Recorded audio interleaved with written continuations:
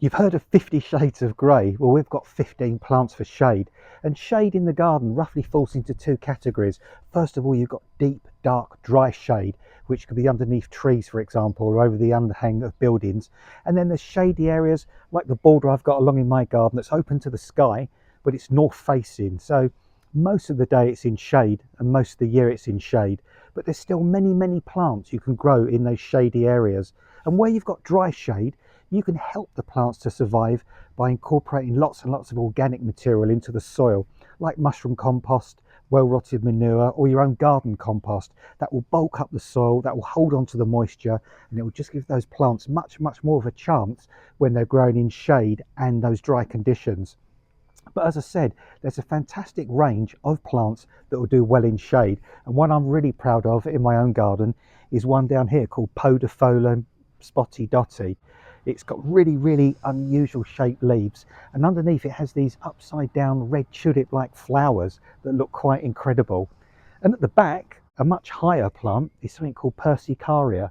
And I've got one here called Persicaria Red Dragon that will make a huge, great big stand of foliage and lovely spiky flowers that come out on top as well. And at the back, against the fence, where it really, really is shady, I've got a plant there called Lamium. And Lamium is a member of the nettle family. That one doesn't sting, it just looks gorgeous. It has pink flowers, but you can get Lamiums with yellow or white flowers as well. And something I'm really, really proud of is my rhododendron. I actually rescued this. It was almost a throwout. It was in another garden. It was in a hot, sunny position. It was really baking and drying out. It was in the wrong soil. So I've repotted it. I've given it the soil that it loves.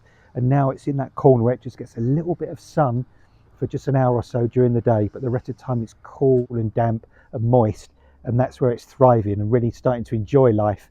Last year there were just 3 or 4 heads of flowers. This year, oh my goodness me, 20 or 30 easily. And if you want ground cover for shade, epimediums are fantastic as well.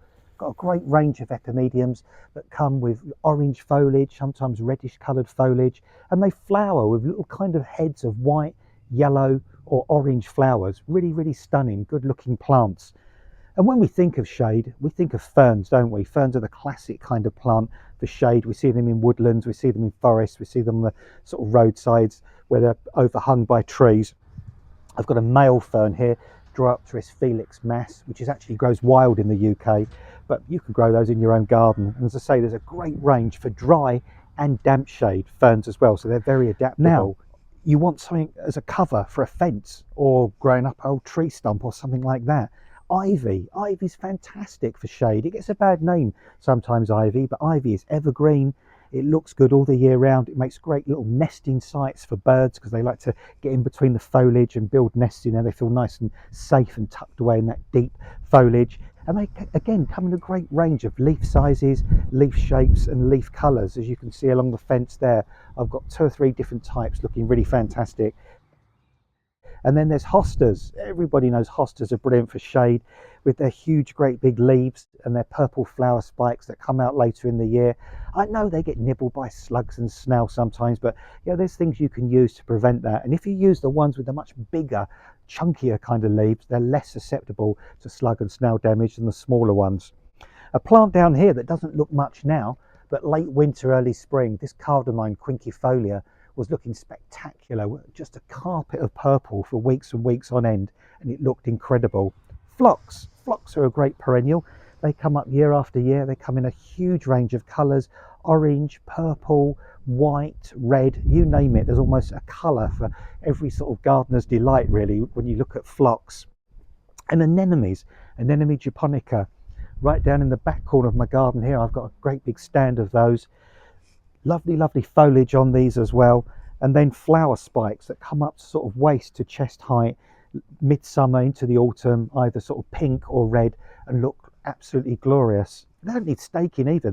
And they spread and form bigger and bigger clumps as time goes by. And talking of wildflowers, I've got something here called ramsons. I've got a great big patch there, a smaller patch here, member of the allium family. They flower those lovely heads of white flowers right now, those great big strap-shaped leaves, and they just look fantastic. Sometimes you see whole woodlands of these growing in huge, huge masses along the side of bluebells. They flower at a very, very similar time. I've got a glorious Acer as well, and Acers are really good for shade. In fact, they don't want to be in full sun because the leaves can get burnt and crisped up in that really full sun. So a bit of dappled shade or full shade is really great for Acers. And if you want a bamboo for shade, Fargesia is a great one for shade as well. And the Fargesia I've got at the back against the fence there as well is a clump forming bamboo. So this one isn't going to run riot and take over the whole garden. It's just going to stay in that nice clump. And finally, something called Geranium nodosum. This is a lovely geranium with a gorgeous little pink flower that will kind of spread out all over the place and just looks absolutely fantastic. So there's a really huge range of plants. We've named just 15, but there's many more plants that will thrive in shade. So if you've got a shady area and you thought it couldn't look beautiful, you thought it couldn't look good all year round, honestly, you can get those areas to look good 365 days a year just with a little bit of extra effort. So go on, enjoy your shady garden.